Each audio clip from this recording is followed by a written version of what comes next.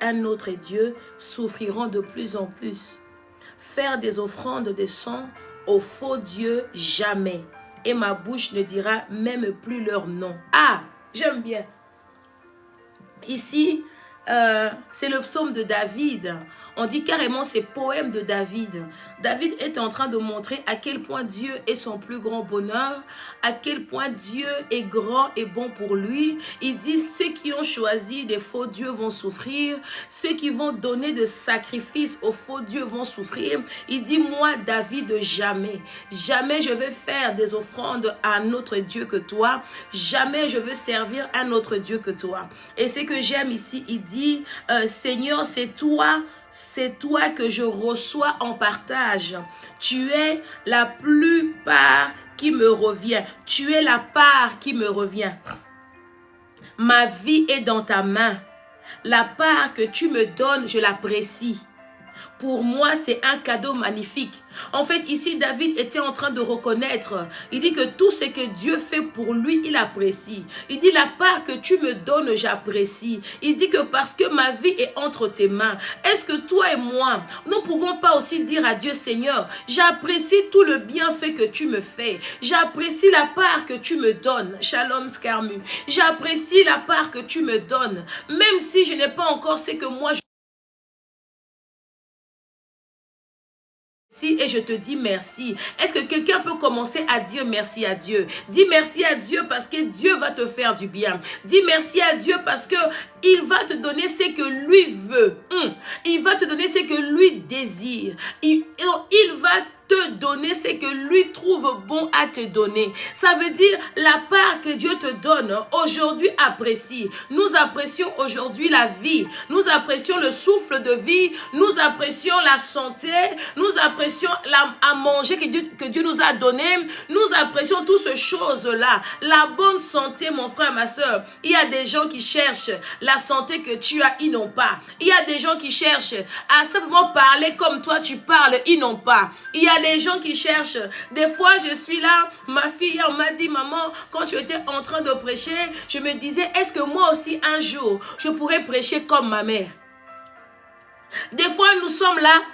Nous faisons des choses, mais on ne sait pas l'impact que ça donne dans la vie des autres. On ne connaît pas la valeur et la grandeur. Shalom Jocelyne. On ne connaît pas cela. Ce qui veut dire que c'est que tu as la part de Dieu, la part Yandara Basete. On va parler de la part de Dieu aujourd'hui. Qu'est-ce que Dieu t'a donné depuis ta naissance? Quel héritage Dieu t'a donné depuis que tu es venu en Christ? Quelle chose Dieu t'a donné? La chose ici, on va parler de la vigne de Naboth. Parce que Naboth a dit, c'est que mes ancêtres ont laissé. C'est que donc eux m'ont laissé, je ne peux pas le vendre. Je ne peux pas gaspiller. Qu'est-ce que Dieu t'a donné que tu as gaspillé? Qu'est-ce que Dieu t'a donné à cause du mensonge de l'ennemi, à cause de l'envie, parce que tu avais aussi l'envie? Qu'est-ce que Dieu t'a donné que tu as gaspillé? Le psaume 16 rejoint le 1 Roi 21. Seigneur, tu es mon plus grand bonheur. Le plus grand bonheur de Naboth, c'était pas d'avoir tout le pays, mais son plus grand bonheur était de garder sa vigne. Quelle est la joie? Quelle est pour toi la chose qui te rend heureux, heureuse? Quelle est pour toi la part de Dieu? Parce que nous avons reçu la part de Dieu. Tout le monde a la part de Dieu. On a tous reçu la part de Dieu. Mais qu'est-ce que Dieu t'a donné et que tu as gaspillé? Qu'est-ce que Dieu t'a donné et que tu n'as pas gardé? Qu'est-ce que Dieu t'a donné aussi que tu ne vois pas? Mon frère, ma soeur, toi qui as des enfants, est-ce que tu sais combien de femmes cherchent des enfants? Est-ce que tu sais combien de couples mariés officiellement, pas qu'ils sont en concubinage, mariés officiellement, qui sont frappés par la stérilité? Mais toi, tu as des enfants. Est-ce que tu sais le travail que tu as? Beaucoup de personnes, ils font rentrer des CV à gauche et à droite, mais ils n'ont jamais le travail. Mais toi, tu as le travail. Aujourd'hui, moi, j'ai appris une chose dans ma vie. J'ai appris avec Dieu à apprécier ce que Dieu me donne. j'ai appris dans ma vie chrétienne. Déjà avant, j'étais aussi un peu comme ça. Mais en Christ, c'est encore un peu plus fort. En Christ, c'est honnêtement plus fort. Parce qu'en Christ, j'apprécie j'apprécie chaque moment. J'apprécie chaque victoire. J'apprécie toutes choses que Dieu me donne. J'apprécie chaque personne que Dieu me donne. Pourquoi? Parce que il me l'a donné. Donc, il pouvait aussi ne pas me donner. Il pouvait aussi donner ça à quelqu'un d'autre. Mais il me l'a donné à moi. Alors je suis comme David. Oh Seigneur, je te dis merci. Parce que ma vie est entre tes mains. Ma vie est entre tes mains. Shalom Annick. Shalom ma soeur. Shalom servant de Dieu. J'apprécie toutes choses. Apprenons à apprécier les bienfaits de Dieu. Apprenons à contempler la grandeur de Dieu. Apprenons à dire merci à Dieu. Il te donne de l'eau à boire. Aujourd'hui, dis merci. Tu voulais les jus, mais il t'a quand même donné de l'eau. Mon frère, il y a des personnes qui n'ont même pas eu un verre d'eau. Ma soeur, tu voulais manger le steak. Mais Dieu t'a donné des pâtes. Ma soeur, mange ça avec action de grâce. Parce qu'il y a des personnes qui cherchent même le bol de pâtes là que toi tu as, ils n'ont pas. Mon frère, tu as une maison. Tu as un appartement, apprécie l'Éternel. Parce qu'il y a des personnes, ils ont l'argent. Ils ont l'argent, mais ils n'arrivent pas à trouver un logement. Ils ont tout ce qu'il faut, les fiches de paye, mais ils n'arrivent même pas à trouver un logement. Et d'autres qui n'ont même pas l'argent, ils dorment dehors. Apprécions. Moi, dans ma vie, au plus tu vas apprécier ce que Dieu te donne, au plus il va encore rajouter. C'est comme nous, quand tu donnes à un enfant quelque chose, si l'enfant le gaspille, si l'enfant ne prend pas ça en valeur, tu vas plus donner. Donc tu vas plus donner. Pourquoi tu vas plus donner? Parce que moi je le fais avec ma fille. Tellement j'achète des vêtements. J'ai dit que tant que ta chambre n'est pas rangée, tant que tout le vêtement que tu as n'est pas rangé, tu n'auras plus rien comme habit, même pas un singlet, même pas une slip. Parce que je veux montrer à ma fille l'importance, c'est pas seulement de recevoir, mais l'importance aussi de garder, l'importance aussi de prendre soin de ce que je te donne. L'importance de garder les bienfaits de Dieu, l'importance de garder la délivrance, l'importance de garder, surtout pour nous chrétiens, la délivrance. C'est tellement important. Mon frère, ma soeur, tu passes délivrance après délivrance, tu passes retraite après retraite, mais tu n'arrives pas à garder. C'est dommage. Pourquoi? Parce que toi, tu veux déjà arriver au niveau 10. Mais tu n'arrives même pas à te maintenir au niveau 5. Tu n'arrives même pas à maintenir ta vie de prière constante. Donc, ta vie de prière n'est même pas constante. Donc, ta vie à toi, donc en Christ n'est pas constante. Mais tu veux déjà commencer à prêcher. Tu veux déjà commencer à modérer. Tu veux déjà que Christ opère de miracles en toi. Mon frère, ma soeur, la fidélité. La fidélité, c'est de savoir garder ce que tu as. La fidélité, c'est d'abord garder, prendre soin de ce que tu as. Et tu verras que Dieu va rajouter encore. Et Dieu va rajouter encore et encore. Oh Seigneur, merci pour cette parole. J'ai encore un verset pour toi. Merci. La Bible dit dans Luc 16, le verset 10. Luc 16, le verset 10. Luc 16, 10, la Bible dit, c'est lui qui est fidèle. Je vais prendre version Martin. C'est lui qui est fidèle en très peu de choses et fidèle aussi dans des grandes choses. Et c'est lui qui est injuste en très peu de choses et infidèle dans des grandes choses. Ça veut dire, donc la fidélité ne commence pas seulement quand tu es marié. Déjà quand tu es fiancé, tu es déjà fidèle. Pourquoi? Parce que ce n'est pas... Beaucoup disent que oui, maman Blessing, on est encore là, moi j'ai encore mes chemins. Tu ne seras jamais fidèle à ton mari. Parce que même une fois tu es marié, Même toi, homme, une fois tu es marié, donc pendant déjà le fiançailles, donc tu n'étais pas fidèle. Donc pour toi, c'était encore petit. Non, c'est encore le fiançailles. Je peux encore aller voir ailleurs. C'est encore ceci. Mon frère, ma soeur, tu te trompes. C'est lui qui est fidèle dans des petites choses. Il le sera aussi dans des grandes choses. Pardon. Les femmes et les hommes qui sont fidèles dans leur mariage, ils ont été fidèles même dans les copinages, comme on dit. Ils ont été fidèles dans le fiançailles.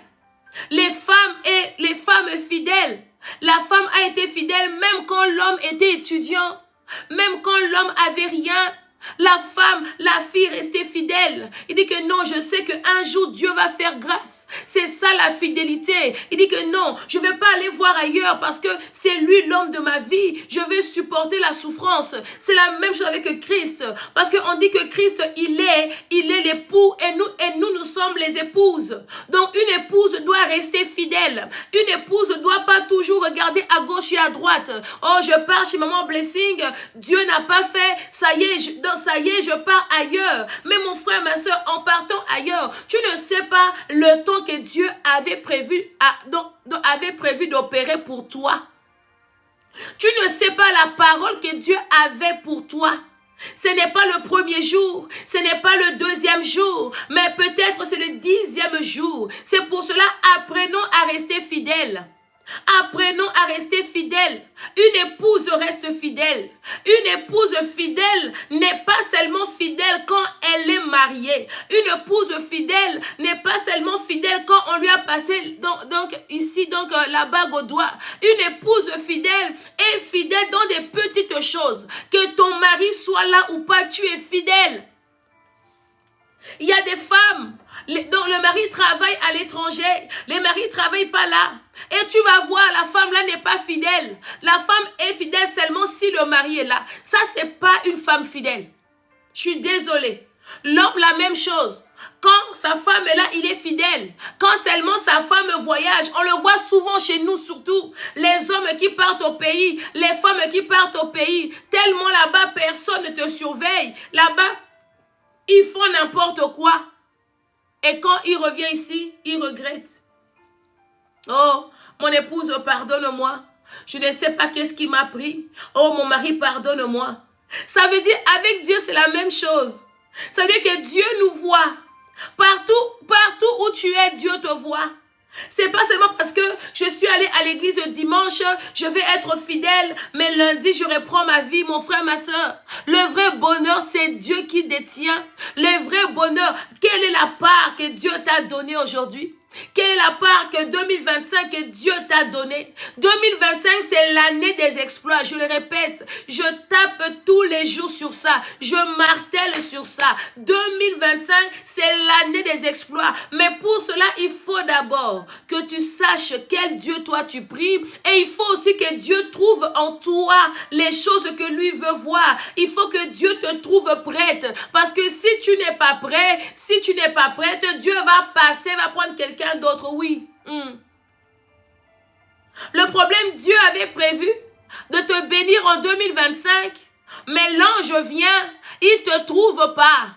L'ange vient, il ne te trouve pas, il va ailleurs. Oh, on prendra une autre histoire que le Saint-Esprit m'a inspirée. La vie de Naboth, on le fera peut-être demain. Oh, merci Seigneur. Merci Seigneur. On va prendre Matthieu. Oh, merci pour l'inspiration. Moi, j'avais prévu l'histoire de Naboth, mais Dieu m'envoie dans Matthieu. On va prendre Matthieu 25. On va partager cette histoire avec toi.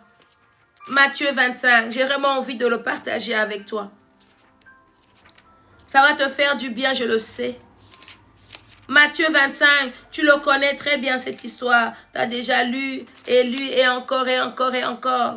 Matthieu 25, on va prendre du 1er au 13e verset. Je vais lire pour la gloire de Dieu. Matthieu 25, Matthieu 25, du 1er au 13e verset, je lis au nom de Jésus. Alors le royaume des cieux ressemble à ceci. 10 jeunes prennent leur lampe et elles sortent pour aller à la rencontre du marié. 5 d'entre elles sont imprudentes et 5 d'entre elles sont sages. Les jeunes filles imprudentes prennent leur lampe, mais elles n'emportent pas de réserve d'huile. Les jeunes filles sages prennent leur lampe et elles emportent de l'huile dans des récipients. Les mariés ne viennent pas tout de suite. Toutes les jeunes filles ont sommeil et elles s'endorment. Au milieu de la nuit, on entend un cri, voici le marié, sortez pour aller à sa rencontre. Alors toutes les jeunes filles se réveillent et se préparent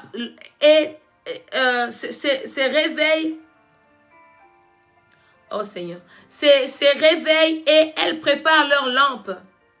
Les imprudentes disent aux sages, nos lampes s'éteignent. Donne-nous un peu de votre huile.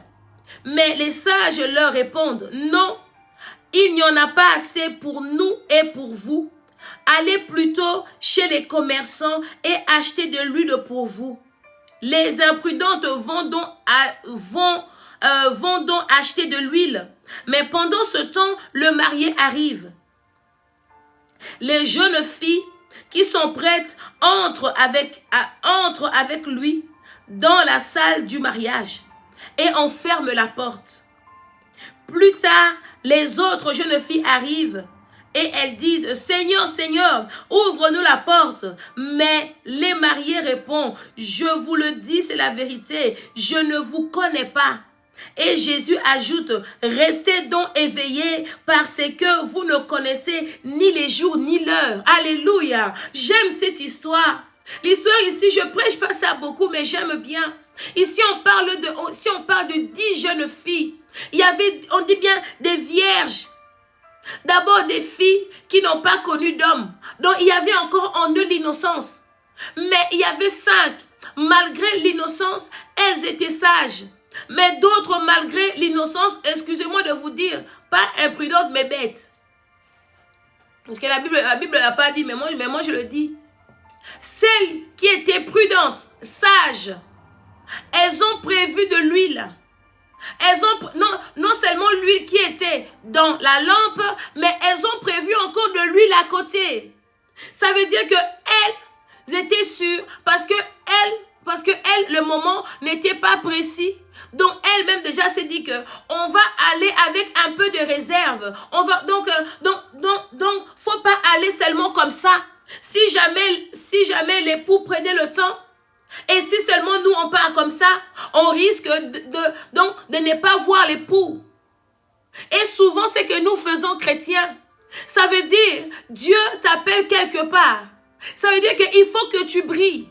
Parce que quand il y a la lampe, il y a la lumière. Et quand il y a la lumière, on te voit. Mais toi, souvent, tu pars toujours là où c'est toujours caché, là où c'est toujours sombre. Pourtant, les choses de Dieu, c'est toujours là, c'est toujours en plein vue, en plein lumière des hommes. Ne sois pas comme Nicodème. Tu vas aller chercher Christ la nuit.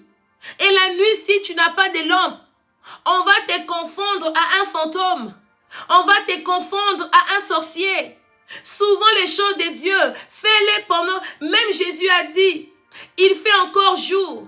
Faisons les choses de Dieu pendant quand on dit qu'il fait encore jour, c'est qu'il dit que pendant que tu as encore la force, pendant que tu peux encore parler de lui, fais-le. Pendant que tu peux encore évangéliser mon frère, ma soeur, fais-le. Pendant que tu es encore jeune, pendant que tu as encore la force de marcher, pendant que tu es encore jeune, fais-le. Ce sont des provisions que tu fais. Parce que le jour où tu seras malade, ou bien tu auras des problèmes, tu seras assise. Donc, tout ce que tu avais fait en réserve vont commencer à parler pour toi. Et là, tu ne seras plus obligé de fournir autant d'efforts qu'avant.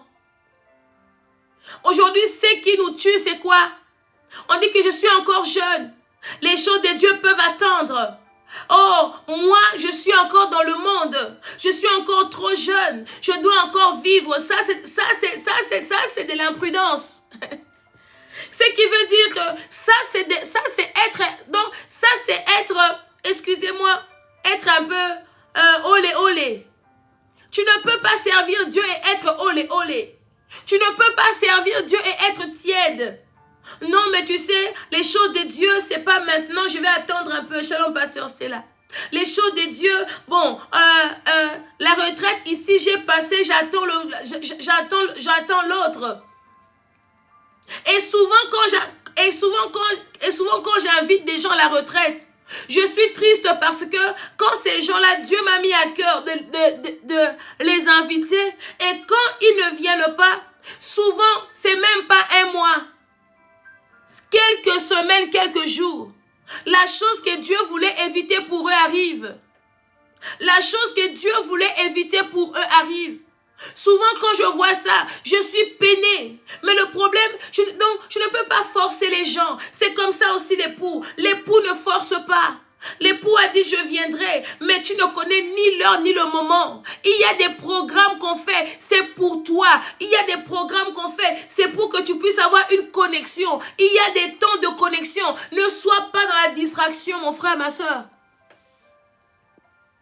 Il y a des programmes, il y a d'autres séminaires que tu seras invité. Il faut y aller. Parce que tu ne sais pas qu'est-ce que Dieu réserve dans ça. Tu ne sais pas quelle connexion, quelle délivrance Dieu te réserve dans ça. Moi-même, je suis là. Quand il y a conférence, quand il y a séminaire, je me fais violence de partir. Que je prêche ou pas, je m'en fous. Mais ce que je dis, je pars pour recevoir quelque chose. Et souvent quand je pars, je reçois une parole. Et souvent quand je pars, je reçois une motivation. Et souvent quand je pars, je reçois des connexions. C'est comme ça des connexions. Tu ne peux pas rester chez toi comme j'ai vu une vidéo, un frère a fait. J'ai même partagé ici à quelques personnes. Il dit, mais toi tu es célibataire. Tu ne veux pas quitter chez toi. Tu restes chez toi. Donc nous maintenant, on va venir sonner alors. On va sonner à ta porte.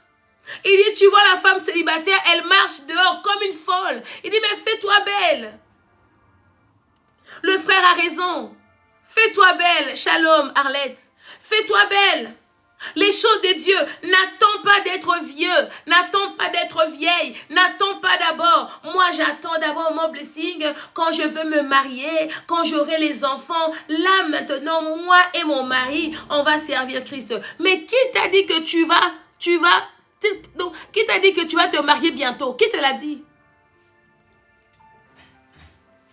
Qui te l'a dit? Personne. Apprenons à servir Dieu. Soyons comme les 5 sages. Comme les 5 vierges sages. Maintenant, je pose la question aujourd'hui. Les réserves que toi, tu mets de côté, c'est quoi? Les réserves que tu mets de côté, c'est quoi? Quelles sont les réserves? Quelles sont les réserves? Nous, on ne voit pas. Quelles sont les réserves? Les réserves, c'est la prière. Les réserves, c'est tout le temps que tu passes dans sa présence. Les réserves, c'est tout le programme que tu pars. Les réserves, c'est ça. L'huile ne doit pas manquer. Ce qui veut dire que tu ne peux pas manquer l'onction. Tu ne peux pas manquer l'huile. Il y a des personnes aujourd'hui, ils sont chrétiens, ils n'arrivent plus à prier. Mais comment tu n'arrives pas à prier? Je ne comprends jamais ces choses. Comment tu n'arrives pas à prier? Vous savez, les prières que nous faisons pendant que nous sommes forts, ce sont des réserves. Parce que le jour où on va être faible, ça arrive à tout le monde. Même à moi, ça m'arrive. Ces jours-là, ce qui veut dire, quand je vais commencer à prier, je vais juste prier en langue. Et le Saint-Esprit va intercéder pour moi. Parce que j'ai des réserves, et des réserves, et des réserves. Tant que je peux prier, je prie.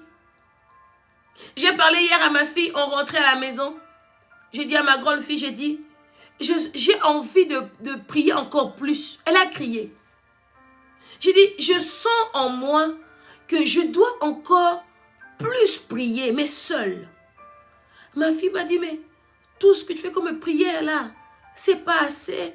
Dans le groupe de prière, à l'église, je dis oui, mais j'ai besoin de prier seule. Hein? Encore, j'ai besoin de plus d'intimité, moi-même encore avec le Seigneur.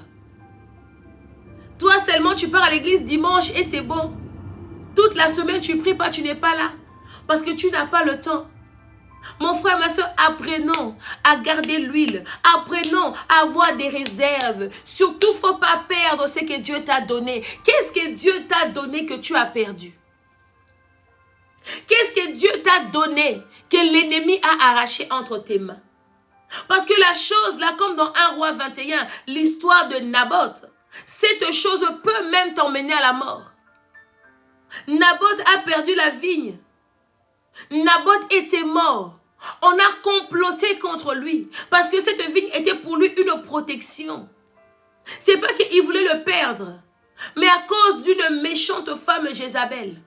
À cause de l'esprit, moi j'appelle ça l'esprit, de Jézabel. Jézabel, c'est la séduction. Jézabel, c'est la distraction. Jézabel, c'est l'idolâtrie. Jézabel, c'est tout ça. Jézabel fait tout. La mission de Jézabel était de combattre l'Éternel. La mission de cette reine qui était devenue reine, il a poussé son mari Akab d'être le plus mauvais roi en Israël. Il a poussé son mari de commettre les plus... on dit bien dans l'histoire de Akab, il est le roi qui a commis les plus d'abominations en Israël. Imaginons un peu, à cause d'une femme. Parce qu'elle avait une mission. Sa mission était le peuple de détourner complètement le peuple de leur Dieu. C'est ça qu'on appelle esprit de Jézabel. Jézabel n'est pas seulement femme, parce que l'esprit n'a ni femme ni homme. L'esprit de Jézabel, c'est aussi ce qu'on voit aussi, de relations contre nature. Pourquoi? Tout cela, c'est pour dénaturer l'homme de sa nature. Donc, de sa nature divine.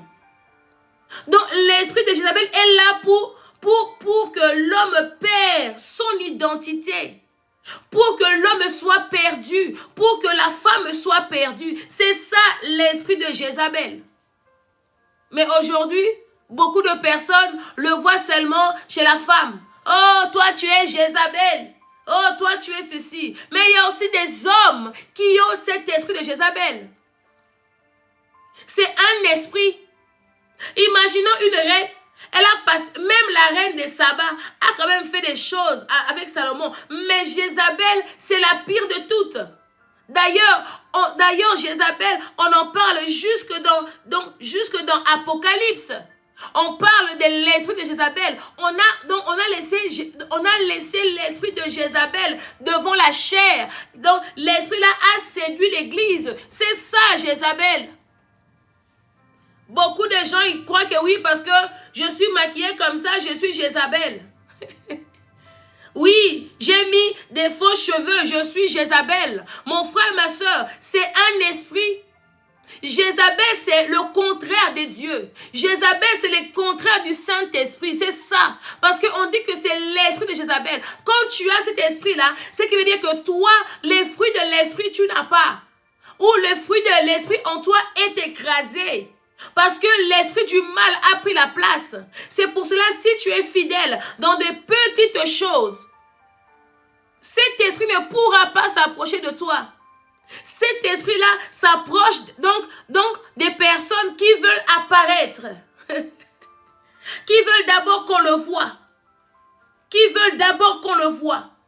Tellement tu vas chercher à ce qu'on te voit. Tu vas aller toucher aux choses interdites. Tu vas aller contracter des alliances hors Dieu. Tu vas aller faire des choses, pourquoi? Parce que tu veux absolument être vu. Tu veux absolument être marié. Tu veux absolument avoir de l'argent. C'est ça. Et là maintenant, tu seras séduit. Et là maintenant, tu seras complètement habillé par Jézabel. Celui qui a l'esprit de Jézabel, premièrement, il est sans pitié. Jézabel n'a pas de pitié. Et attention, hein, l'esprit de Jézabel, c'est aussi bien chez les chrétiens, c'est aussi bien chez les prédicateurs, c'est aussi bien dans l'église, qu'on ne vous ment pas. C'est tout un esprit qui combat, qui Jézabel n'est jamais d'accord avec le plan divin. Jézabel n'est jamais d'accord pour l'avancement de l'œuvre de Dieu. Jézabel, mon frère, ma soeur, si tu es là aujourd'hui et que tu as ça en toi, on va demander pardon à Dieu. Jézabel, on peut emmener telle chose, tel plan pour que l'église évolue, pour que l'œuvre de Dieu évolue. Mais Jézabel sera toujours contre. Pourquoi? Parce que tout ce qui est avancement de Dieu, lui n'est pas là. Cet esprit veut le freinage. Cet esprit veut le compact. Cet esprit veut mettre des gens dans des cases. Esprit de Jézabel, c'est ça qu'on appelle la religion. La religion, c'est quoi? On nous met tous dans des cases. On nous met tous. Mais nous, là, nous ne sommes pas des religieux. Moi, je ne suis pas une religieuse. Parce que moi, je crois en une seule personne. Moi, je ne crois pas à plusieurs dieux. Et moi, mon Dieu n'est pas présenté donc quelque part. Non. Mon Dieu à moi, il prend tout l'espace. Moi, je crois en Jésus-Christ. Moi, je crois en lui. C'est lui ma religion. Pourquoi? Parce que il est le seul dans ce monde à mourir pour moi. Il n'y a aucun autre prophète, aucun autre faux Dieu, aucune autre divinité qui est mort pour l'homme. Jésus-Christ a pris la forme humaine pour ressentir mes peines, pour ressentir mes douleurs, pour ressentir ma joie et pour me comprendre encore mieux. Quel Dieu! Il a pris ma place. Il m'a ressemblé. Il est né d'une femme pour ressembler à Blessing. Donc il avait la chair pour ressentir la douleur, pour ressentir la faim. Quel autre prophète est mort pour moi par Jésus? Quel autre Dieu est mort pour moi par Jésus? C'est pour cela, ne reste pas casanier. Tu es dans l'église, oui. Mais si Christ n'est pas proclamé, si Christ n'a pas la pleine totalité, ce qui veut dire, il faut bien regarder. Vous êtes conduit par quel esprit? Shalom, Madame Dong. Si vous êtes dans une assemblée et que Christ n'est pas, donc tout n'est pas christocentrique, donc Christ n'est pas au centre. Moi, je dirais même pas au centre. Moi, je dirais que Christ doit prendre la totalité. Parce que maintenant, on dit que oui, Christ est au centre, mais à côté, c'est nous. Non. Christ doit prendre la totalité parce qu'il est l'alpha, il est Emmanuel, il est Oméga. Donc, il est le commencement, il est le milieu, il est le pendant, et après, c'est encore lui. Donc, Christ doit être pas seulement au centre, mais Christ doit prendre la totalité. Donc, on ne peut pas faire une prière sans Christ dedans. On ne peut pas faire une action sans Christ dedans. Parce qu'il est tout. Mais aujourd'hui, quand on parle de christocentrique, parce que c'est déjà centre. On dit Christ est au centre. Mon frère, ma soeur, quand quelque chose, on met ça au centre, ce qui veut dire que dans les extrémités, il y a un vide. Alléluia. Donc, Christ ne peut pas rester au centre. Christ doit prendre la totalité. Il doit prendre tout l'espace. Parce qu'on ne peut pas le mesurer. On ne peut pas les conditionner. On dit que oui, Christ, toi seulement tu restes pour la parole, mais la louange, c'est nous. Christ, toi, non, Christ doit être tout. Ce qui veut dire, moi dans ma vie, je me lève, c'est Christ. Je mange, c'est Christ. Je marche, c'est Christ. Tout ce que je fais, c'est Christ. Personne ne peut m'appeler. Personne ne peut parler avec moi pendant 10 minutes sans pour autant que je te parle de Christ. Donc, je ne peux pas seulement attendre la fin. Ok, je vais prier pour toi. Non. Ça veut dire, Christ est ma vie. Christ est ma vie. Comme David a dit dans le psaume 16, je ne peux pas adorer un autre Dieu que toi. Je ne peux pas faire d'offrande à un autre Dieu que toi. C'est pour cela que j'aime la prière. J'aime 2 Rois 18, je crois, avec Élie. Élie a dit, on va voir quel Dieu répondra par le feu. Parce qu'il y avait il y avait Baal. Donc, ce qui veut dire que cette femme Akab a emmené une délégation de prêtres, une délégation des démons, une délégation de faux, donc des serviteurs, des faux serviteurs. Il a emmené plus de... Donc, elle-même prenait en charge. Imaginons un peu. Elle prenait 450 prophètes de Baal, 400 prophètes donc de la déesse Arsaté, et tout ce monde-là était nourri, logé par Jézabel. Tout ça au compte d'Israël, au compte du peuple, parce que le roi Akab était le roi d'Israël, parce que c'était à son compte. Et leur mission était de terrasser, de tuer tout le prophète. Leur mission était de ne pas laisser un seul prophète vivant. C'est comme aujourd'hui. On essaye par tout le moyen de nous fermer la bouche. On essaye par tout le moyen. On emmène des lois. On emmène ceci. Imaginons même la prière silencieuse est condamnée en Irlande. Seigneur, aide-nous. Hey, Cabo Santé. Une femme qui priait silencieusement à côté d'une clinique là où elle avait avorté. Et elle dit, moi je priais là parce que j'ai avorté là. Et elle a été condamnée à cause de prières silencieuses. Ils ont même établi des zones. Même si tu pries dans ta maison, même dans les silences, tu es condamné. Imaginons un peu. Ça, c'est pas l'esprit de Jézabel. Quand vous voyez le mal se lever, quand vous voyez le mal se lever, pour que ta bouche soit fermée, même tu vas voir toi-même, tu vas voir, on va essayer de te fermer la bouche à tout prix. On va mettre sur des problèmes, la dépression, le divorce, les dettes, pour que tu fermes ta bouche. Au plus tu vois ça, crie encore plus fort. Yandaraba santariaba sit.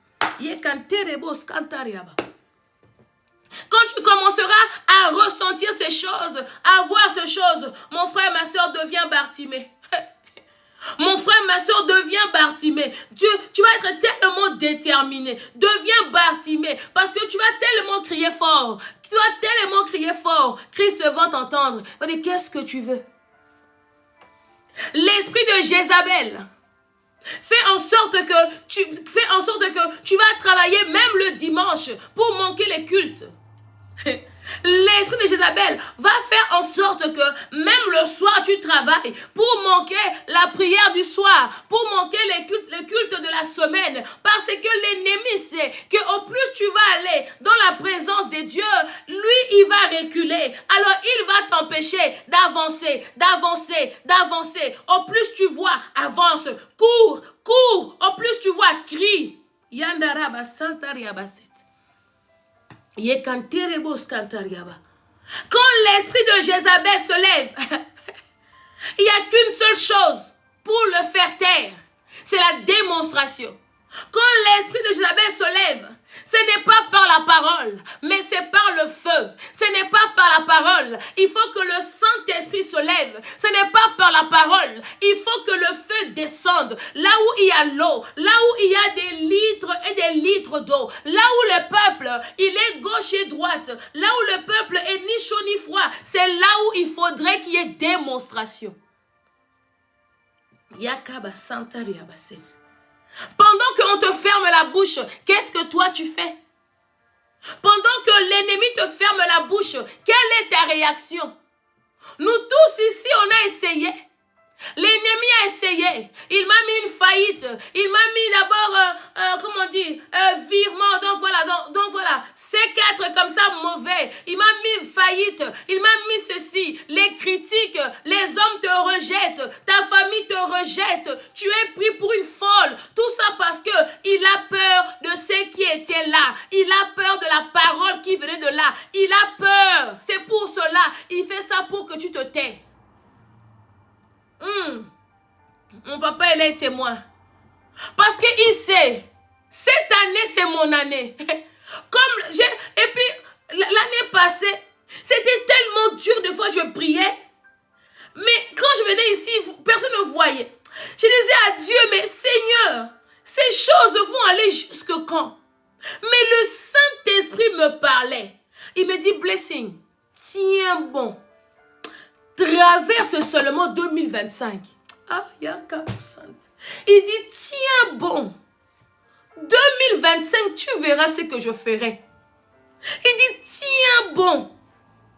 C'était insoutenable. C'était dur. 2024, c'est l'année où, de 2023 en 2024, c'est les 2 années les plus dures de toute ma vie. Si je prends même, on commence même par 2021. De 2021 jusqu'au 2024.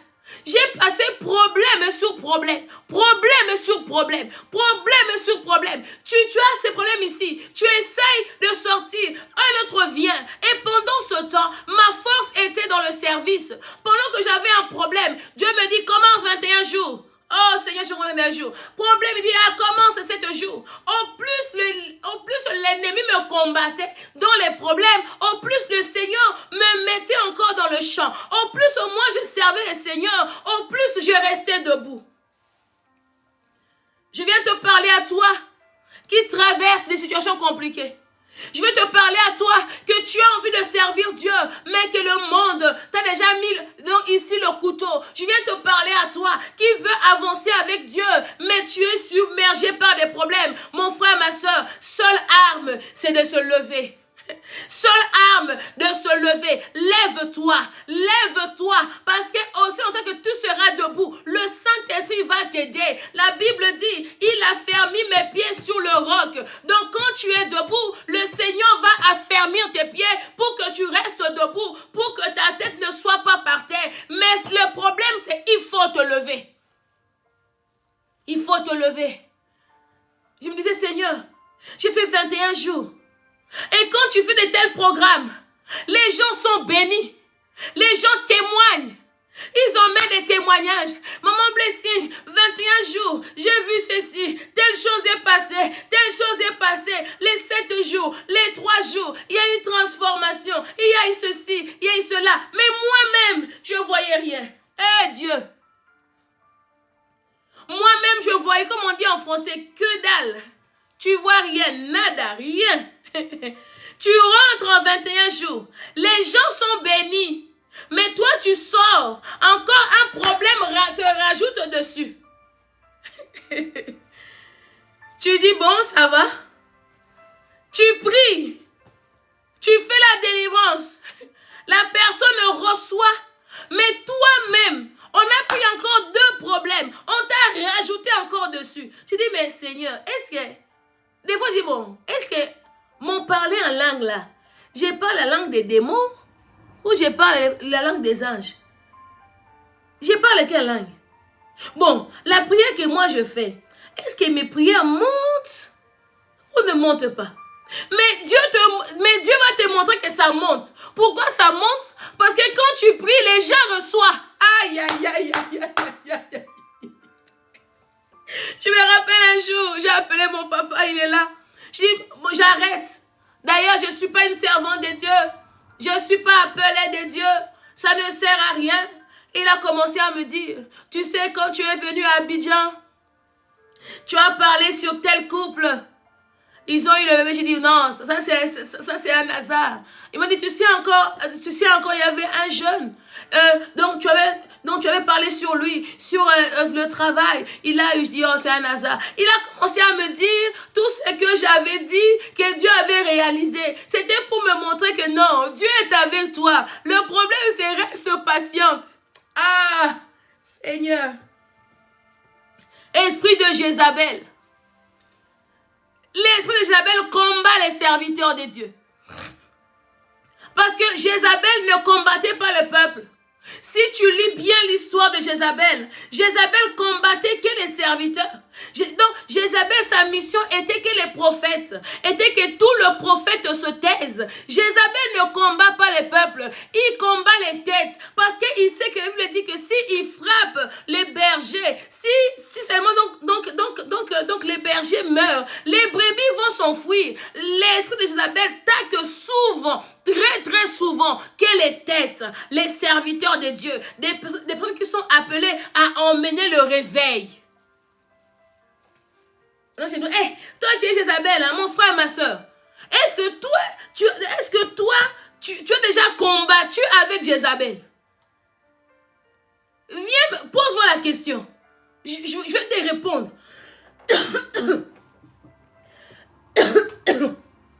Je vais te répondre.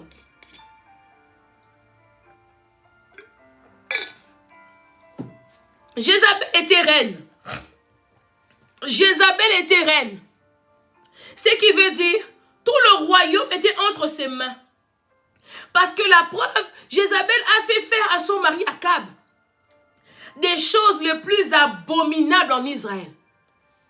Jézabel a construit on dit pas un, plusieurs autels de Baal et des Astartés. Jézabel a construit des monuments, des lieux pour la gloire de Baal.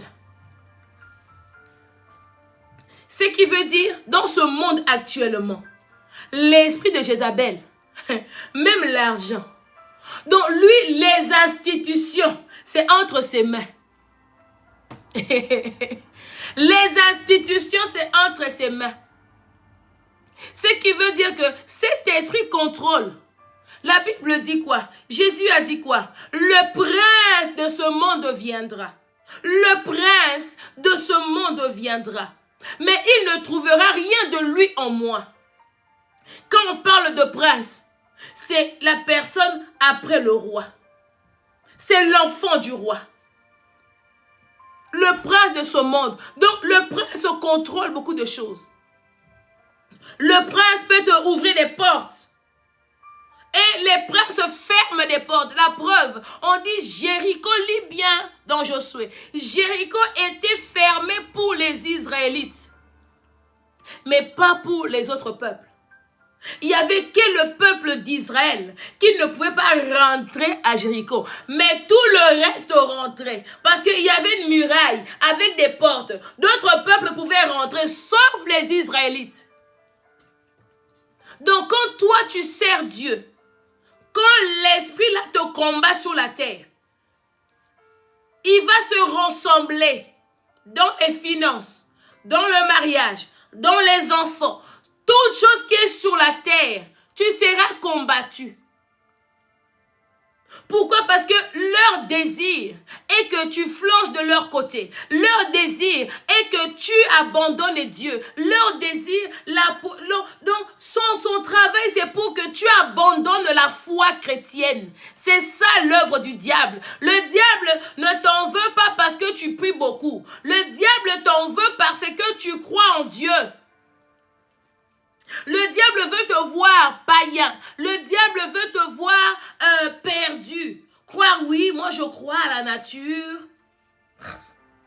Et souvent les gens qui croient à ça, tu vas leur regarder. Dans leur vie, pas de problème. Ils ont l'argent, ils ont le travail, ils ont des maisons. Mais ils croient quoi? Ils croient à la nature. Moi, je crois à la nature. Moi, je crois à la science.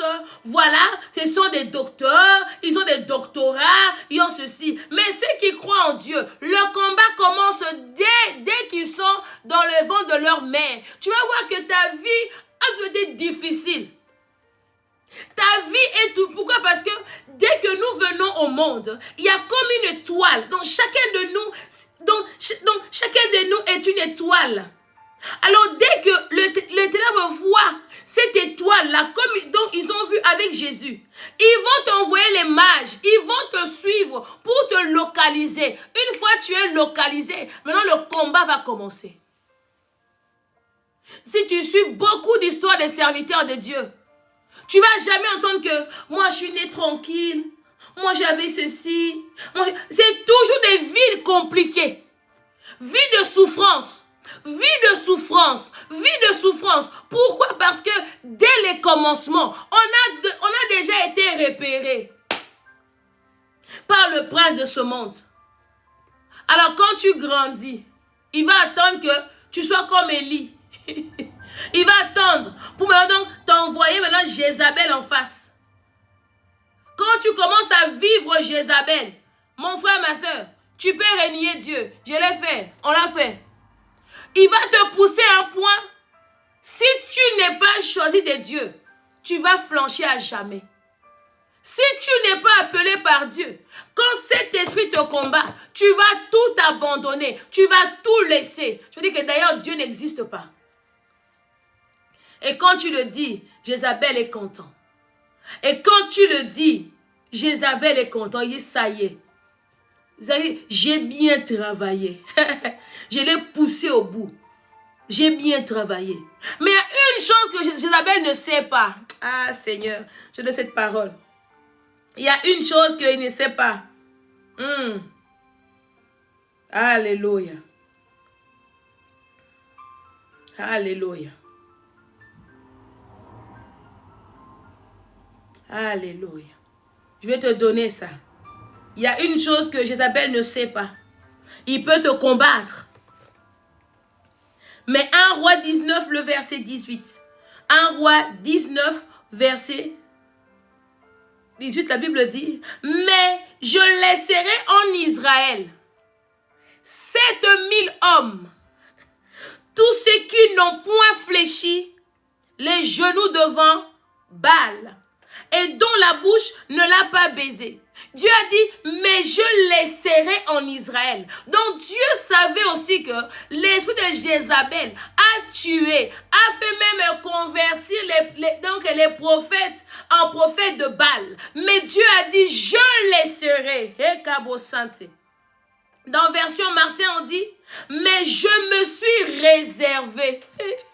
Nous sommes les réservistes. Si tu es là, jusqu'à présent, tu crois encore en Dieu, c'est que tu es réserviste, c'est que Dieu a mis de côté. Nous sommes ceux que Dieu a mis de côté. Combat ou pas combat, nous sommes là. Frappe ou pas frappe, nous sommes là. Il dit que je me suis réservé. Moi, j'aime quand Dieu parle. Il dit, je me suis réservé 7000 prophètes qui n'ont point fléchi devant Baal. Qui n'ont point baisé la main. Donc, ce qui veut dire qu'on n'a pas embrassé Baal. Quel que soit le problème, on ne va pas aller dealer avec l'ennemi. Quel que soit le problème, il n'y a pas de compromis entre nous et lui. Quel que soit le problème, on préférera même mourir s'il faut, mais pas se mettre à genoux. Je me suis réservé 7000. Je viens te dire, si tu tiens encore jusqu'à aujourd'hui, ce n'est pas par ta force. Si tu tiens jusqu'à présent, c'est parce que tu es comme moi, nous sommes des réservistes. Nous sommes des réservistes. Donc Dieu nous a mis de côté. Dieu nous a cachés. Dieu nous a mis de côté pour sa gloire. Baal peut venir. Jézabel peut venir. Avec toute sa cruauté. Parce que Jézabel est cruelle. Hein? Cet esprit-là est cruel. Ne va même pas regarder. Tu as déjà un problème. Tu n'as pas encore résolu. Il vient encore avec deux. Il te rajoute dessus. La cruauté. La cruauté. L'esprit de Jézabel, c'est un esprit qui n'a pas de pitié. C'est un esprit qui ne connaît pas le pardon. Le pire, quand Akab est mort, Jézabel avait enfanté 2 fils. Elle est restée au pouvoir jusqu'à ce que Dieu envoie Jéhu pour exterminer ses enfants. C'est-à-dire que quand cet esprit rentre, il doit être exterminé. Sinon, ça ne va pas. Quand cet esprit rentre, mon frère, ma soeur, maintenant on dit la délivrance. Mais dans l'Ancien Testament, c'est la mort. C'est ce que j'aime. L'Ancien Testament ne discute pas. L'Ancien Testament ne discutait pas. Mort, mort. On coupe la tête. On coupe les pieds, on coupe les pieds. Là, il n'y avait pas, oui, tant de graisse. On va laisser un peu, Jézabel les respirer. Non. La preuve, Jéhu a coupé la tête de son fils. Je ne sais plus c'est quoi le nom. Jéhu n'a pas discuté. N'a pas dit que oui, mais c'est quand même les enfants, hein. Ils sont innocents. Non. Jéhu, Dieu l'a mis, Dieu l'a envoyé pour exterminer Jézabel. Il a coupé la tête du roi, le fils de Jézabel, qui avait pris le pouvoir à la place d'Akab. Ce qui veut dire que Jézabel a régné longtemps. Elle s'est mariée, elle a mis au monde, jusqu'à ce que les enfants règnent. Donc, c'est-à-dire que Jézabel a pris vraiment le temps de régner en Israël. C'est pour ça que cet esprit est resté. L'esprit de Jézabel. Si tu traverses cela, tu vas voir comme si le monde te rejette. Tu vas voir comme si sur la terre ici, tu n'es plus le bienvenu. Tu vas voir que sur la terre ici, comme si tout le monde ne veut plus de toi. L'esprit de Jézabel pousse au suicide. L'esprit de Jézabel est là. Quand il met tout en place, donc il n'arrive toujours pas à t'atteindre, il va envoyer suicide. Suicide, c'est l'apothéose. Là, c'est pour t'envoyer tout droit en enfer. Et beaucoup succombent dans ça. Et beaucoup succombent dans ça. Le suicide, c'est un esprit. C'est un esprit. Tout ce que nous voyons là, ce sont des esprits. C'est un esprit. C'est que j'aime bien quand Christ priait pour les malades, Christ ne négociait pas avec. Je n'ai pas entendu Christ négocier avec quelqu'un. Quand il priait, c'était ça, partez. Parce qu'il dit, il dit quoi? Donc, vous allez chasser les démons. Vous allez imposer les mains aux malades. Quand on dit imposition, ce qui veut dire que on ordonne que tu sois guéri. Donc, on vient t'imposer la guérison. Le 5. Vierge sage. Mon frère, ma soeur, pendant que cet esprit, maintenant, là, est en train de battre le record, qu'est-ce que toi tu fais? Merci, Wilna. Qu'est-ce que toi tu fais? Tu n'as pas d'huile, tu n'as pas de réserve. Même Dieu, écoutez les amis, 1 Roi 19, 18, même Dieu, le Créateur, il a réservé 7000 personnes pour combattre Jézabel. Mais il n'y a que toi qui n'as pas de réserve.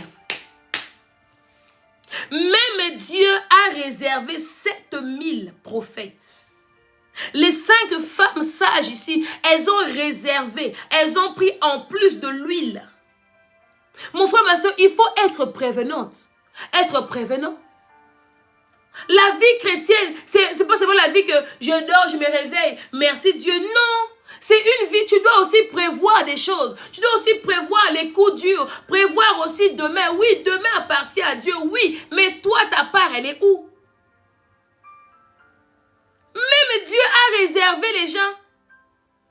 Il a réservé 7000 personnes parce que Dieu savait qu'avec l'esprit de Jézabel, ça ne sera pas facile. Parce que donc Jézabel était là pour exterminer tous les prophètes. Mais Dieu a gardé 7000. Il n'a pas gardé 1. Il n'a pas gardé 2. Il n'a pas gardé 3. Il n'a même pas gardé 10. Mais il a gardé 7000. Il a gardé le nombre même qui dépasse le prophète de Baal que Élie avait tué. Mais lui, il a réservé 7000. Il n'y a que toi. Maman Blessing, ces temps-ci, j'ai beaucoup prié. Quand je vois ça, je rigole. Maman Blessing, il y a trop de prières ces temps-ci. J'ai beaucoup prié. Bon, je vais un peu me reposer. Repose-toi bien. Quand les problèmes viennent, il faut aussi t'asseoir de te reposer.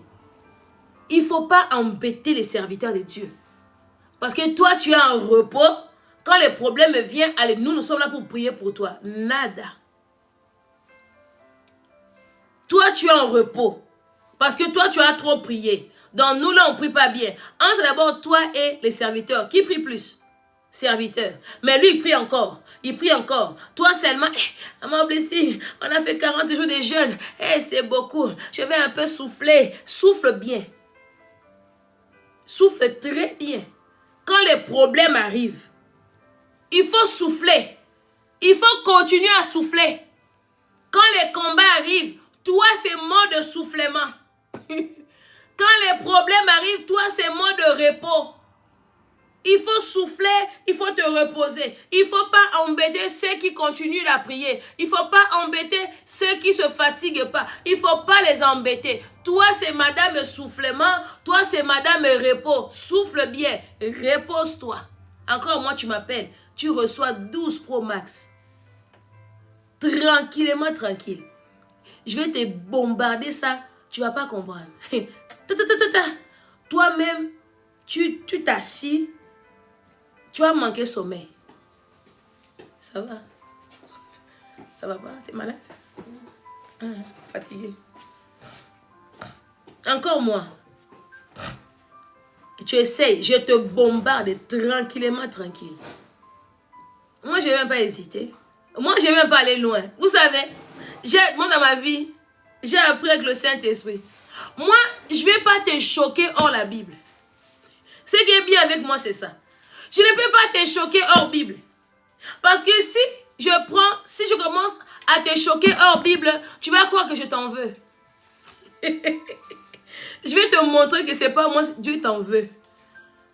Une parole de la Bible, toi-même, si tu avais sommeil, sommeil est parti. Tu t'assis, tu deviens juste. Je prends seulement un verset, je te donne. Bats-toi avec ça. C'est comme ça qu'il faut choquer les gens.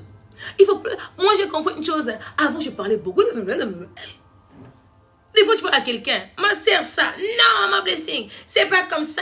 Dieu n'a pas dit ça. Non, moi, je crois pas. Maintenant, là, je ne discute pas. Tu me parles. Et c'est que je me... Avec Dieu, hein. Maintenant, tu me parles. Hein. Je me donne un verset pour toi. Il me dit, donne-lui ça. Cache dans le verset. Ma chérie, mon frère, tu deviens juste. J'ai donné le verset. J'ai donné l'histoire de Sarah et d'Agar à un frère qui m'avait demandé. Je lui ai donné l'histoire là.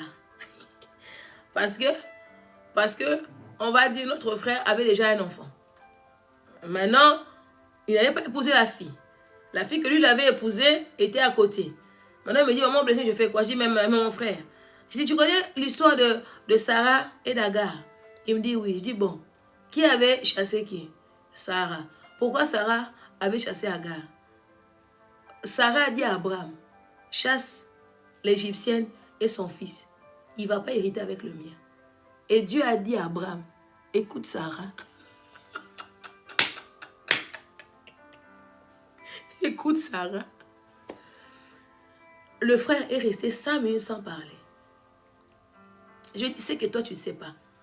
L'alliance du mariage est plus que l'alliance de l'enfant. Je te choque. Je vais te choquer. L'alliance du mariage est au-dessus de l'alliance de l'enfant. La preuve, Job. On dit que les enfants de Job, tous étaient morts. La femme était où? Intacte. La femme de Job n'a même pas été malade. La femme de Job était intacte. Ce qui veut dire les prières de Job protéger, purifier, sanctifier automatiquement sa femme. C'est dans 1 Corinthiens ou 2 Corinthiens. Voilà. Je vais vous choquer. Il y a des vérités dans la Bible. Quand tu découvres ça, toi-même tu t'assis. Tu dis, mais c'est pas possible. C'est pas possible. Oui, je vais te donner ça. Je vais te choquer. Ça, c'était un truc que j'ai donné en privé. Parce qu'il y a des enseignements qu'on ne donne pas ici. Il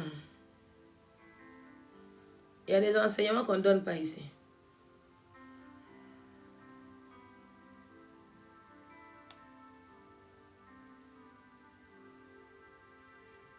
Je vais te donner. 1 Corinthiens 7, le verset 14. 1 Corinthiens 5, le verset 14. La Bible dit, on va commencer par le verset 13. Et si une femme a un mari non-croyant, écoute bien, si une femme a un mari non-croyant et qu'il consente à habiter avec elle, elle ne repudie point son mari. Car le mari non-croyant est sanctifié. Car le mari non-croyant est sanctifié par la femme. et la femme non croyante est sanctifiée par le frère. Autrement, vos enfants seront impurs. Tu vois l'enfant? Vos enfants seront impurs. Tandis que maintenant qu'ils sont saints. Ce qui veut dire, toi chrétienne, quand tu prends un païen, ma soeur, tes prières sanctifient le mari. Mais les enfants sont impurs. C'est la Bible qui le dit. Je vais te choquer. Toi, souvent les femmes qui sont là, vous les femmes. J'ai prié pour mes enfants. J'ai prié pour mes enfants. Le mari n'est pas mon problème. Lui, il ne veut pas prier. Moi, j'ai prié pour mes enfants. Ma soeur, tu perds ton temps. Oh. Prie pour le mari. Parce que si le mari vient à Christ, vos enfants seront sanctifiés. Quel dégât. Ça, c'est un dégât que beaucoup de pasteurs ne vous le disent pas. Dans l'église, on ne va jamais te dire ça. D'ailleurs, ces versets, tu ne verras pas. On ne te dira pas ça. Parce que si on te dit ça, tu vas fuir. Donc, ça veut dire qu'ils seront prêts à accepter le mariage avec des païens. Ce n'est pas le problème d'épouser donc un non-chrétien. Moi, j'ai toujours dit, je conseille aux sœurs, j'ai dit, j'ai pas de problème avec ça. Mais sache dans quel combat tu t'engages. Dans quel combat, à moins que le Seigneur te révèle que va vers lui, épouse-le, je vais le changer. Ce n'est pas tes propres sentiments. Ma sœur, tu sais, c'est mieux, hein, quand tu étais encore païenne, tu connaissais plus ou moins Dieu, de prendre aussi un homme païen. Là, c'est bon, on dit quoi? Le mari. Il n'y a pas de souci. Donc, vous allez rester ensemble. On ne sépare pas les couples. Ce qui veut dire, et puis je vais encore plus te choquer.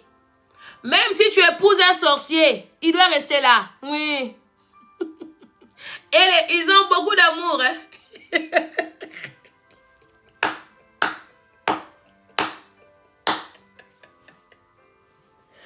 Le seul, pas de divorce.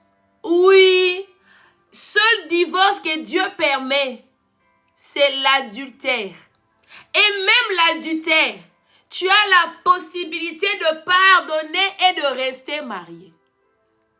Si tu divorces, sache que il n'est pas permis pour toi de te remarier. Tu peux divorcer, mais pas te remarier. Tu es prêt à ça? C'est la Bible qui le dit. Ce n'est pas Blessing Eliada. C'est la Bible. T'as vu?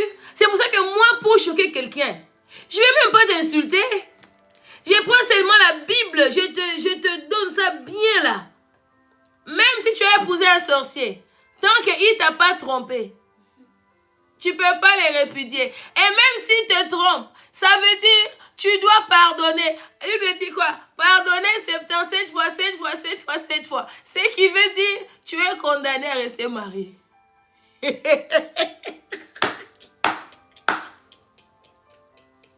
Parce que la Bible dit, dans Malachie, Ancien Testament, je vais te trouver ce verset. Là, c'est le mot de shocking aujourd'hui. Je vais te choquer.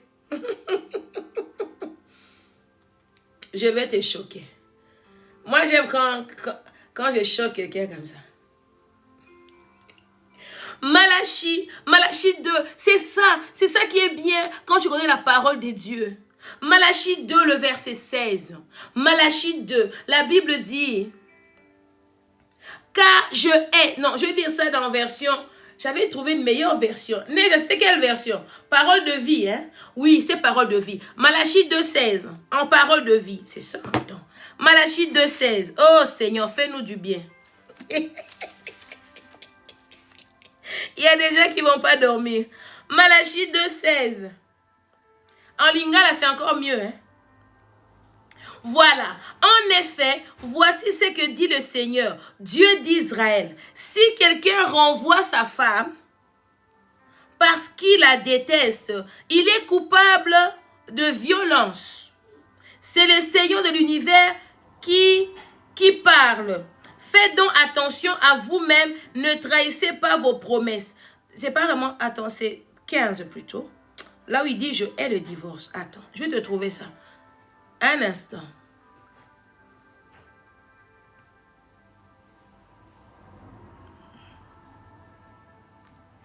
Dans ma version ici, dans la version parole de vie, dans la version Martin, on dit car l'Éternel, Malachie 2,16, car l'Éternel, le Dieu d'Israël, a dit qu'il est. Oui, en lingala, je vais trouver ça. Attends, je l'ai vu en lingala. Qu'il est qu'on renvoie, qu'on la renvoie. En version lui second, on dit Dieu est les divorces. Je vais prendre la version lingala. Je vais te choquer. Les Congolais, premier rangé. Vous déjà, qui voulez divorcer? Et en lingala, c'est quoi encore Jésus? Et il y a là... Ouf, attendez, je vais trouver. Parce que je sais que ça... Ça vient avant. Voilà, en lingala, c'est Malaki. Malaki. 2,16. Malaki 2,16. En lingala, j'aime bien. Oh, la langue de mon pays. J'ai donné ça à une sœur jusqu'aujourd'hui. La sœur là est fatiguée. Elle est fâchée de moi. Yahweh yanguya nyoso. Penzambe ya Israël alobi boye. Nayinaka mobali. Aboya mwasi na ye. Yango ezali lokola obomi ye. Yango wana bokeba. Botikala moto se moko. Botikana te bino na bino. Ici, dans la version lingala, on dit l'homme qui répudie sa femme, ça veut dire il a tué sa femme. Lingala mbokelengi.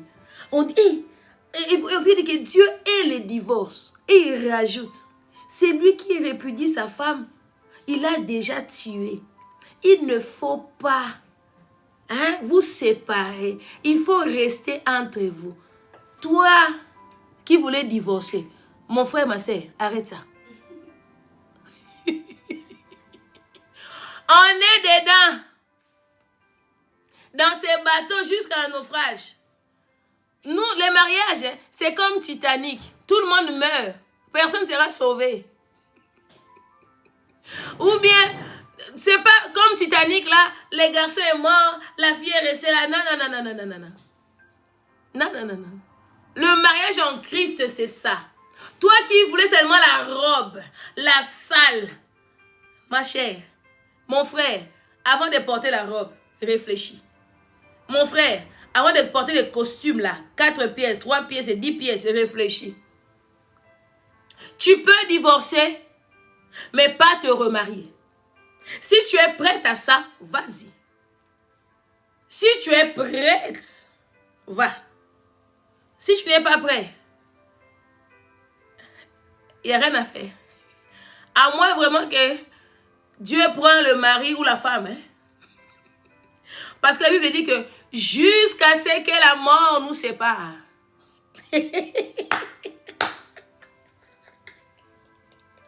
La première fois que j'avais donné cet enseignement, quand j'ai fini, tout le monde était fâché. Tout le groupe était fâché qui était en ligne. Il dit non, c'est pas vrai. Toi qui perds tout ton temps, moi je vais prier pour mes enfants. Mes enfants d'abord. Mes enfants. Mon frère, ma soeur, tu as risqué de faire comme Job. Les enfants vont partir, mais le gars là, il reste. La femme là, il reste.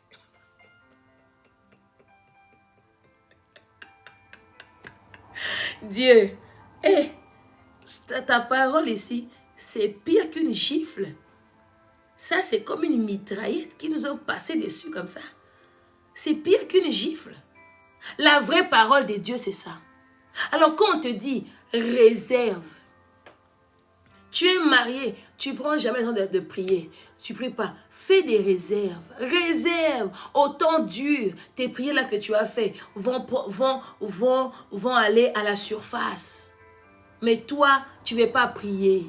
Tu veux pas. Moi, mon mari, et il prie pas. Je m'en fous. Moi, j'aime mes enfants. Toi aussi, qui viens toujours à l'église avec les enfants. Sache que les enfants, là, peuvent partir. Mais l'homme, là, peut rester. On a lu dans 2 Corinthiens ici, non? Est-ce que c'est moi? On a lu la parole de Dieu ici. La parole de Dieu est vraie. Oui, on l'a lu. Oui, non, on a lu ça ici, non? C'était dans quoi? On a lu ça. On a lu ça tranquillement, tranquille. 1 Corinthiens 7. Tu commences, si vraiment tu veux, commence vraiment vers même, donc tu lis tout le chapitre 7. Tu vas voir. Tous les chapitres 7, tu vas voir.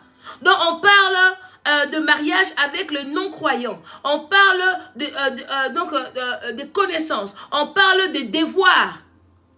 Parce que nous, chrétiens, aujourd'hui, on a facile, hein. J'ai épousé un païen, je ne veux plus de lui, c'est fini. Mon frère, ma soeur, quand tu l'épouses, tes prières le sanctifient, tes prières le protègent. Tes prières le protègent. Maintenant, si tu es mal marié, toute ta vie, tu restes intercesseur, intercesseuse. Si tu as bien choisi, toute ta vie, tu es adoratrice. Alléluia, Hosanna. Eh, papa, on danse. Alléluia, Hosanna. Alléluia, Hosanna. Ça, c'est pour les personnes qui ont bien choisi, qui sont des adorateurs. Quand tu es mal marié, ma sœur, tu restes intercesseuse. Et pas que vraiment des prières, des combats. Parce que d'abord, tu t'es marié. Toi-même, tu as ta famille. Maternelle, paternelle. Les combats. Tu rajoutes la famille du gars. Maternelle, paternelle. Ça te fait 4 familles à combattre. Ma chérie, il faut avoir des points. Hein. Toi, dormir, tu veux pas. C'est pour cela. Simplifie-toi la vie. Prie déjà. Et Dieu va t'envoyer quelqu'un qui le craint. Comme ça, vous deux, vous le servez. Mais toi, la sœur, tu viens à l'église et tantôt plus tôt. Ou toi, la sœur, j'ai vu la sœur là à l'église, hein, elle criait beaucoup. Mais qui te dit qu'elle criait, c'est ça prier. Tu l'épouses comme ça, une vraie païenne. Tu vas souffrir. Le mariage, c'est ça. Ça, on va pas, à l'église, on va pas vous dire ça. Parce que si on vous dit ça, c'est comme si on vous donne la clé. Mais tu dois avoir les clés. Tu dois savoir. Christ a dit quoi à Pierre? Il dit, voici, je te donne le clé du royaume. Tu dois avoir les clés. Tu dois savoir à quoi tu t'engages. Tu dois savoir tes devoirs et tes obligations. Tu dois savoir. Ça veut dire qu'il faut être fidèle dans de petites choses. Tu dois savoir. Combien de divorces aujourd'hui il y a à l'église? Pourquoi? Parce que Amand Blessing, lui il prie pas. Amand Blessing, même s'il est, je répète, même s'il est sorcier, la Bible n'a pas dit qu'il faut le quitter. Non, tu vas prier. 1 Corinthiens 7, commence à lire le verset 14, surtout 13, même 12, commence à lire. Tu vas voir les devoirs des chrétiens, tu vas voir les devoirs des... C'est vraiment ça. Comme ça, quand tu vas t'engager, tu sais à quoi tu t'engages. Et les mamans, aujourd'hui, je vous dis la vérité, prenez la décision de prier pour vos maris.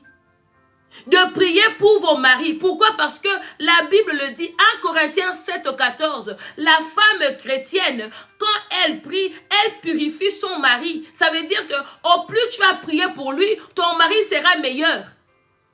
Mais toi, tu pries que pour toi. C'est pour cela que ton mari ne change pas. Il ne change pas.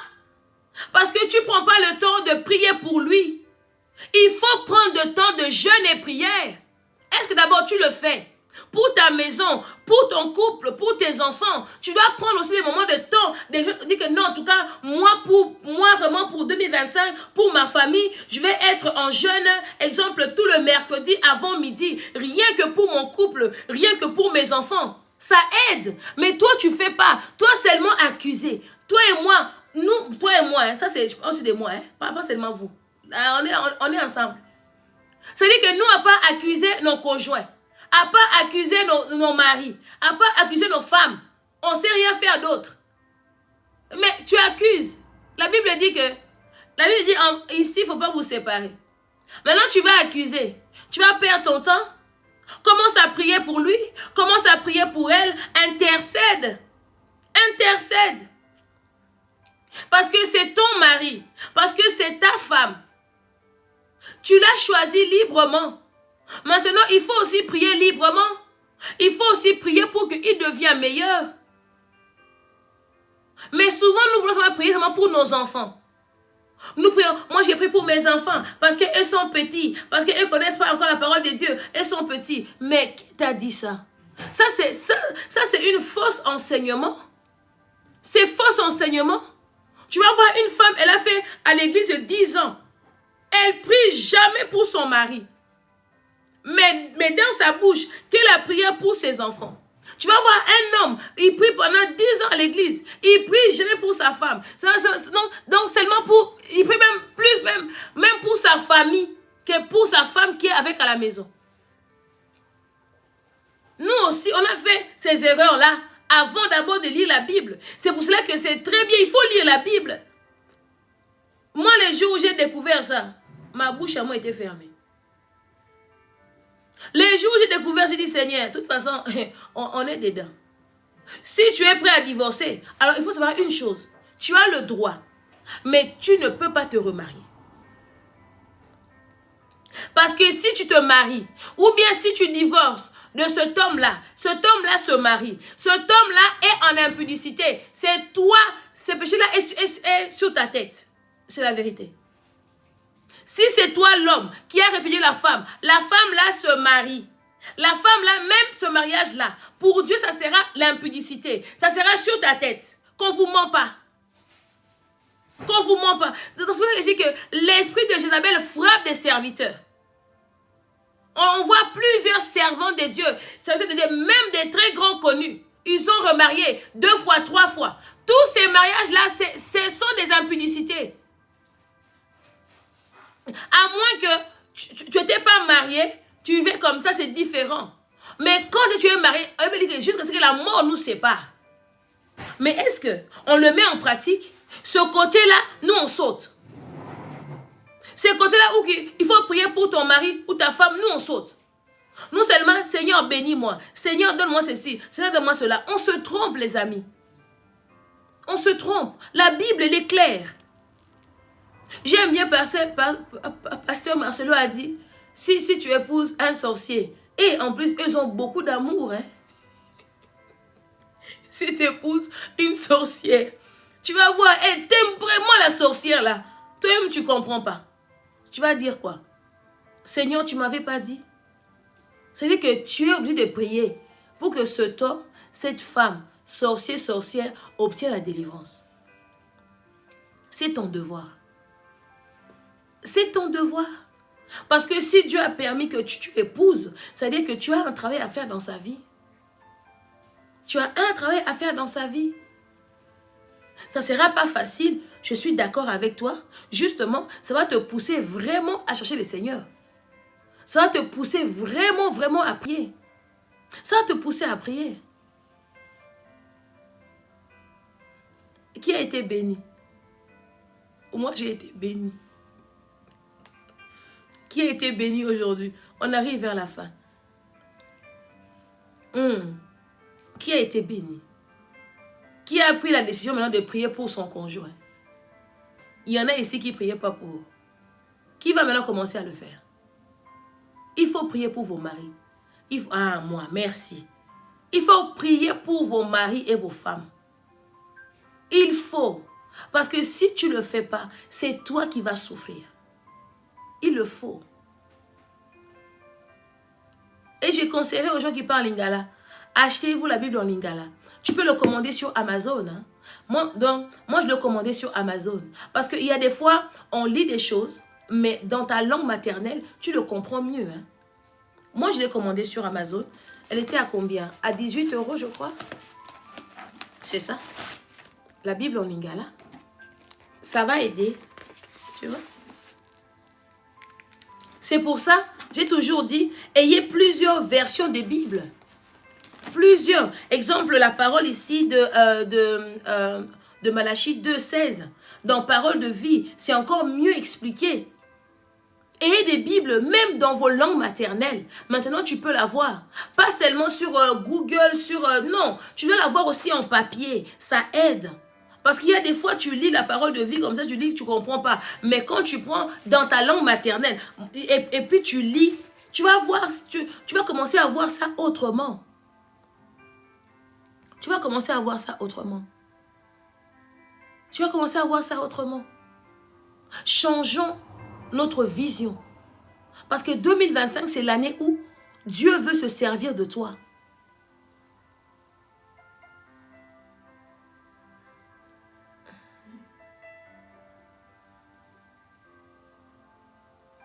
Voilà. Dieu veut se servir de toi. Mais pour ça, il t'attend. On a parlé de l'histoire de 2 vierges, 5 vierges, 10 vierges, 5 sages et 5 folles. Ça veut dire que tu dois toujours avoir des réserves. La prière n'est jamais de trop. La prière n'est jamais de trop. C'est pour cela, nous, on a des enfants. Apprenons nos enfants à faire le bon choix. Parlons de la Bible à nos enfants. Faites montrer à nos enfants la réalité de la parole de Dieu. Nos enfants se marient comme ça. Après, demain, ils divorcent. Moi, ma fille, elle sait. Je lui montre la Bible. Elle sait que la Bible, tu te maries, là, il faut bien te marier. Tu restes dedans. On va te consoler, mais tu es dedans. Voilà. C'est important. Parce que si l'enfant n'a jamais lu ça, si l'enfant dans la Bible ne connaît pas, il ne va jamais le mettre en pratique. Et j'ai parlé de l'esprit de Jézabel. Oui, là. Je crois que la plus choquée aujourd'hui est Wilna. Ma chérie, j'étais choquée comme ça. J'ai tellement choquée, Wilna, c'est grave. Wilna, j'étais vraiment choquée. Hein? Wilna était choquée. Elle a vu des choses ici incroyables.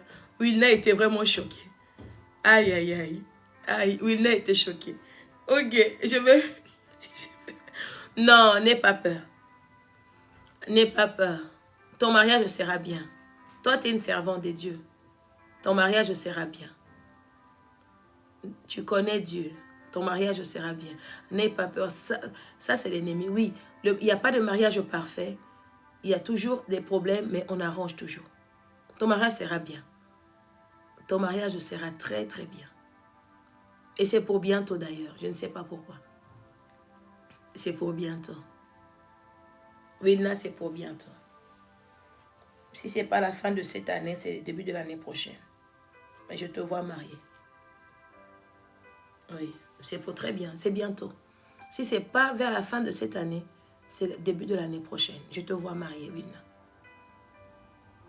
Oui, je te vois mariée. Voilà, on va terminer par passer les annonces. Alors, je viens annoncer aux personnes qui sont... toi qui es au Canada, toi qui es aux États-Unis. Toi qui es aux États-Unis, viens. Viens. On a notre retraite qui sera au Canada. Ça va se tenir à Montréal du 29... du 30 juin au 1er juillet. Au 1er juin. Au 1er juillet, c'est beaucoup. Du 30 juin au 1er juillet. C'est notre retraite. Notre retraite à Montréal. Notre retraite à Montréal. En tout cas, le thème, c'est sur un grand thème. On va débattre dessus. Hein. Viens débattre avec nous. Ça sera sur Hébreux 11:30. Hébreux 11:30, par la foi. Par la foi, le mur de Jéricho est tombé parce que les Israélites ont fait le tour du mur. Donc, on va débattre sur le thème de notre retraite et Jéricho doit tomber. Bon, il y a des personnes qui ont un Jéricho, 2, 3. Toi, tu en as combien? Hein? Les Jéricho là doivent tomber. Parce que les Jéricho, c'est mur. Cette mur-là, comme j'ai dit ici, cette ville ne donnait pas accès aux Israélites.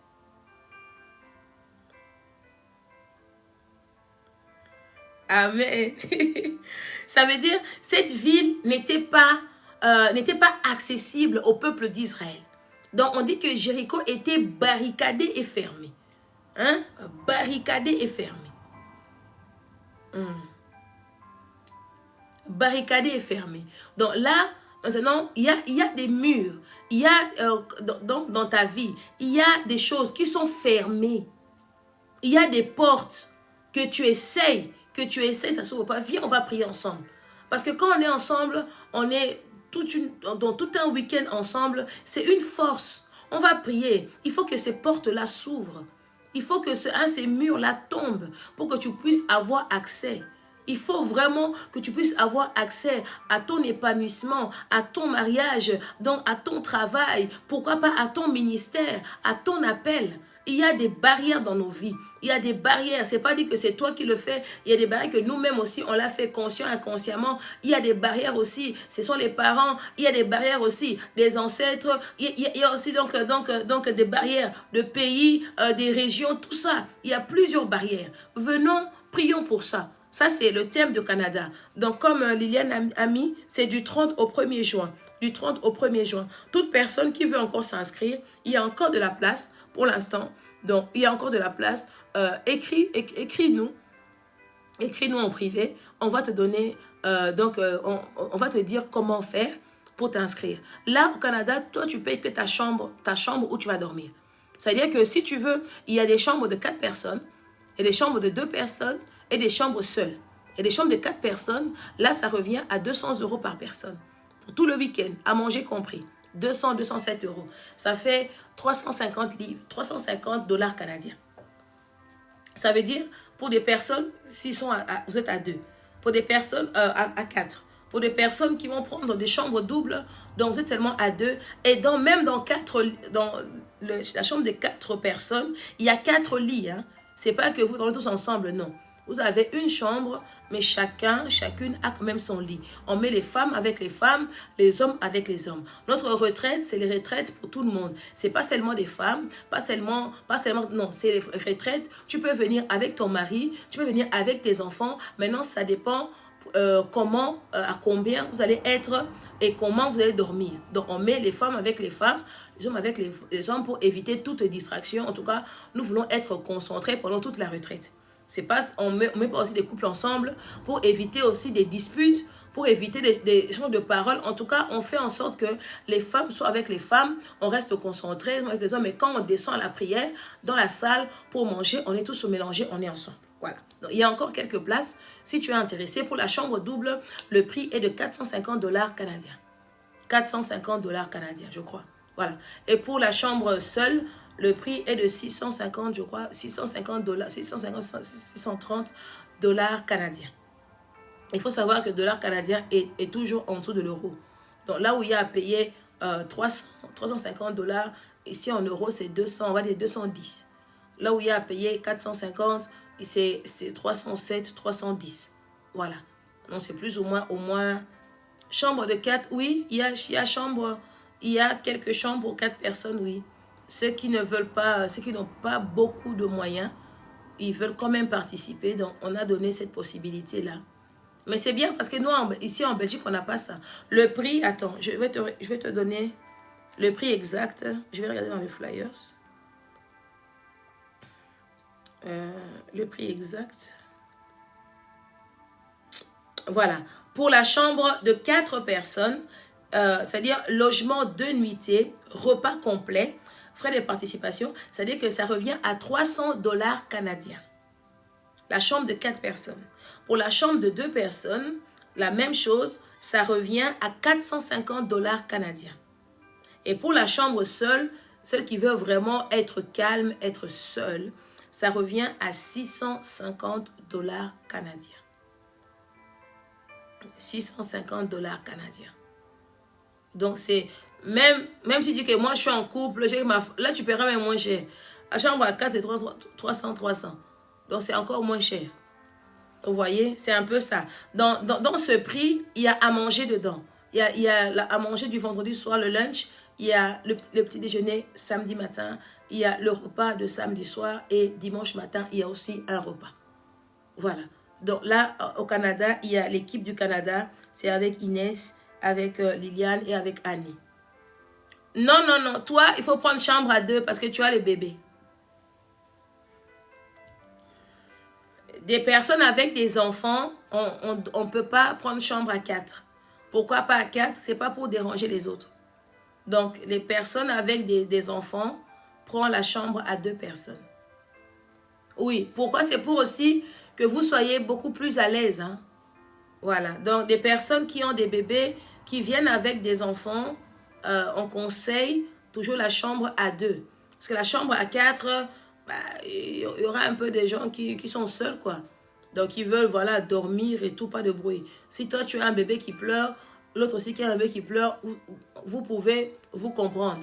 Mais le problème, quand tu es la seule avec ton bébé qui pleure, là où il y a 3 personnes, en tout cas, ça ne va pas aller. Donc, on essaye aussi de garder cet équilibre-là. C'est pour ça, au plus tôt que vous allez vous inscrire, vous pouvez bénéficier de meilleures places. Exemple, ben, on va arriver à un moment donné, s'il n'y a plus de place, ben, on te met... Et ça serait compliqué pour toi. Parce que s'il n'y a plus de chambres à 4 et des chambres à 2, donc tu t'inscris, tu prendras la chambre seule. C'est pour ça que je vous conseillerais vraiment de vous inscrire à l'avance. Donc tu t'es inscrit à l'avance, comme ça, c'est sûr que tu as ta place. La place que tu veux, soit à 4, soit à 2. Mais à 4, condition, pas d'enfant. Chambre à 4, c'est vraiment pour des personnes qui sont, voilà, comme Rosine, voilà. Elle est toute seule, elle est là, chambre à 4, ça ne le dérange pas, elle a sa petite valise, elle dort tranquille. Mais Neja, Carmu, chambre à 2 personnes. C'est beaucoup plus facile. Et les hommes aussi, j'ai dit, tout le monde est le bienvenu. Elle est bienvenue. Voilà, je vais terminer par là. Pour la retraite de Bruxelles, on est encore en négociation. Là, une fois que c'est prêt, on fera, mais on va faire encore des affiches. Pour l'instant, on est d'abord concentré sur la retraite de Montréal. Alors, toi qui as de la famille au Canada, toi qui as des personnes qui ont besoin de passer le temps dans la prière, qui sont au Canada, pourquoi pas aux États-Unis? Je n'ai pas encore quelqu'un des États-Unis cette année. J'aimerais bien voir quelqu'un des États-Unis, vraiment. Parce que l'année passée, j'avais une personne des îles, des Antilles qui était venue, donc de la Guyane. Cette année, nous espérons aussi toucher les continents, le pays, voilà, donc les États-Unis. Pourquoi pas venir à la retraite? Toi et là-bas, c'est pas trop loin. Nous, par contre, il y a les personnes aussi de l'Europe. En Europe, en tout cas, comme j'ai compté en tout, il y a 15 qui est sûr qui vient. Il y a déjà 15 personnes, 15 délégations, 15 personnes de l'Europe, dont la France, Belgique, Hollande, compris. Donc, on est en train d'attendre l'Allemagne, si ça va répondre comment. Donc, nous sommes vraiment déjà plus ou moins 15 à 17 personnes de quitter l'Europe pour aller au Canada. Voilà. Que Dieu vous bénisse abondamment. Je bénis ta journée. Que mon Dieu te bénisse. Que mon Dieu te donne encore de la force. Là où tu avais du mal, les choses que tu avais perdues, que le Saint-Esprit te le redonne. Que le Seigneur t'accorde la paix. Il t'accorde la joie. Que le Seigneur te garde. Qu'il soit ton bouclier. Qu'il soit ta protection. Que mon Dieu vous bénisse abondamment, abondamment. Et pour le groupe de prière, on se retrouve tout à l'heure. On est lundi. Non, on est mardi. Non, on est lundi. Oui, aujourd'hui, nous sommes à la prière à la chambre haute. On est à la prière avec tout le monde à la chambre haute. Donc, on va prier tout à l'heure à la chambre haute. Merci à toi qui a partagé. Merci à toi qui a liké. Merci à toi qui a invité une personne. Merci à toi qui a commenté. Ton commentaire m'a fait rire. Merci à toi qui m'a salué. Je te salue aussi. Merci à toi qui as suivi du début jusqu'à la fin. Merci pour ta patience. Merci de m'honorer, la petite servante de Dieu que je suis. Merci d'écouter Dieu à travers moi. Merci beaucoup pour ta patience. Merci pour ta fidélité. Que mon Dieu te fasse énormément du bien. Que mon Dieu vous bénisse. Et à ce soir, merci à vous et bye bye.